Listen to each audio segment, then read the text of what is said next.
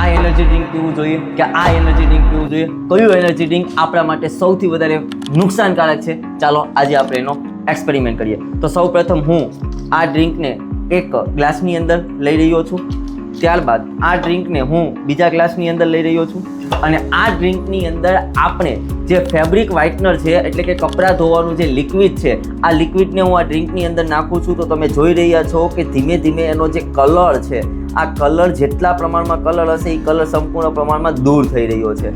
અને જ્યારે આ ડ્રિંકની અંદર હું જે લિક્વિડ છે, આ લિક્વિડને જો હું નાખી રહ્યો છું તો એમાં પણ ધીમે ધીમે જેનો કલર છે એ દૂર થઈ રહ્યો છે. તમે જોઈ રહ્યા છો, દેખાય છે?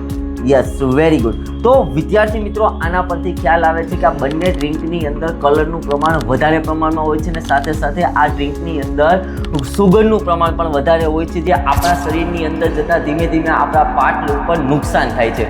તો વિદ્યાર્થી મિત્રો, આના પરથી ખ્યાલ આવે છે કે બંનેમાંથી એક પણ પ્રકારનું ડ્રિંક આપણે લેવું જોઈએ નહીં, જે આપણા શરીર માટે ખૂબ નુકસાનકારક છે. આવા જ એક્સપેરિમેન્ટને જોવા માટે અમારી ચેનલને સબસ્ક્રાઇબ કરો.